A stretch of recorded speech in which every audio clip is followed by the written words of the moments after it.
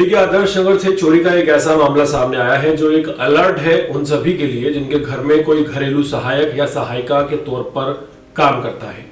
एक महिला जो इस घर में काम करती थी अपनी बहन को कभी कभी साथ लेकर आती थी और परिवार दोनों को ही खुद की बेटियों की तरह रखता था। लेकिन एक दिन परिवारजनों को पता चलता है कि जो पैसे और जो गहने थोड़े थोड़े करके वो अपने बच्चों की शादी के लिए जोड़ रहे थे वो चोरी हो गए। साथ ही घर के बाकी जेवरात भी चुरा लिए गए। दिल्ली के आदर्श नगर इलाके में हुई घर में चोरी की वारदात को पुलिस ने खुलासा करने का दावा किया है।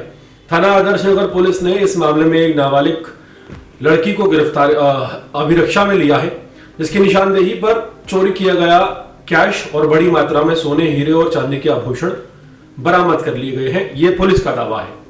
पुलिस के अनुसार 4 फरवरी 2026 को आदर्श नगर थाना क्षेत्र के केवल पार्क एक्सटेंशन स्थित एक घर में चोरी की सूचना मिली।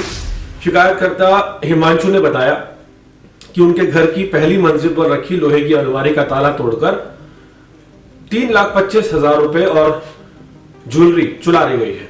मामले में 5 फरवरी को धारा 305 बीएनएस के तहत मामला दर्ज किया गया। जांच के दौरान पुलिस टीम ने सीसीटीवी फुटेज का विश्लेषण किया और स्थानीय सूत्रों का हवाला देते हुए एक आधार बनाया जिस पर नाबालिग लड़की को पकड़ा गया। उसकी निशानदेही पर 22,000 रुपए समेत सोने की चैन, अंगूठियां, हीरे वाले टॉप्स, बच्चों के सोने चांदी के गहने बरामद किए गए। पुलिस का कहना है कि मामले में आगे की जांच जारी है और ये पता लगाया जा रहा है कि वारदात में कोई अन्य व्यक्ति तो शामिल था या नहीं था। पुलिस ने तफ्तीश शुरू की तो सामने आया कि घर में काम करने वाली 20 या 22 साल की जो महिला है जो कभी कभी अपनी नाबालिग बहन को साथ ले आया करती थी, उसकी नाबालिग बहन ने ही इस वारदात को अंजाम दिया है। हालांकि पुलिस ने गहने और कैश की रिकवरी कर ली है, लेकिन 3,25,000 रुपए में से सिर्फ 22,000 रुपए बरामद किए गए हैं और गहने भी पूरे नहीं मिले। लेकिन बावजूद इसके जो पीड़ित परिवार है उनकी दरियादिली या आप संस्कार कह सकते हैं, ये देखने वाली चीज है कि उन्होंने इन लड़कियों से ऊंची आवाज में बात तक नहीं की और जब कंफर्म हो गया कि जो महिला इनके यहाँ काम करती थी उसी की नाबालिग बहन ने ये चोरी की है, तब भी उसे बुलाया गया और उसे उसकी सैलरी के पूरे पैसे देकर उसका हिसाब कर दिया गया। ये घटना एक सवाल पीछे छोड़ती है कि जिन पर हम विश्वास करते हैं, उन्हें प्यार देते हैं, सम्मान देते हैं, सैलरी भी देते हैं, उन पर निगरानी भी बहुत जरूरी है। कहीं ऐसा ना हो कि जिंदगी भर की मेहनत करके जो पैसे आप अपने बच्चों के भविष्य के लिए जोड़ रहे हैं उन पर कोई हाथ साफ कर जाए और उसे सजा भी ना हो। और ये बात हम इसलिए कह रहे हैं क्योंकि जब वारदात हो जाती है तो पुलिसिया कार्रवाई इतनी पेचीदा होती है कि एक आम आदमी उसमें चाहकर भी नहीं पड़ना चाहता। हालांकि पुलिस का कार्य सराहनीय है, लेकिन इस मामले में जो रिकवरी नहीं हो पाई है वो साफ नुकसान है। 3 लाख से ज्यादा कैश और बाकी की ज्वेलरी। जो आरोपी लड़की पकड़ी गई है, चूंकि वो नाबालिग है तो इस मामले में उसकी गिरफ्तारी या उसे जेल होना तो संभव है ही नहीं।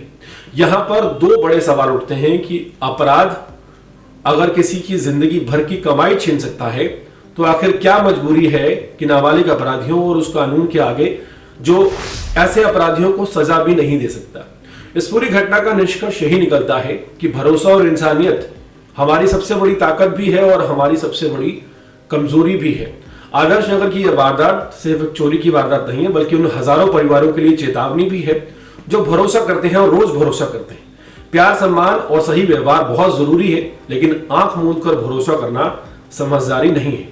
कानून अपने रास्ते चलता है और पुलिस अपनी ड्यूटी निभाती है, लेकिन जो नुकसान हो जाता है उसकी भरपाई ना तो कोई कानून कर पाता है और ना ही सिस्टम। नाबालिग होने की आड़ में किए गए अपराध पीड़ित परिवार की जिंदगी भर की कमाई पर भारी पड़ जाता है।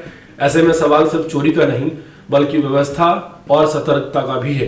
ये मामला हमें यही सिखाता है कि घरेलू सहायक या सहायिका रखने से पहले और बाद में भी सावधानी बरतें। सीमाएं और निगरानी बहुत जरूरी है, वरना मेहनत की कमाई एक पल में हाथ से निकल सकती है और इंसान सिर्फ अफसोस के अलावा बाद में कुछ नहीं कर सकता।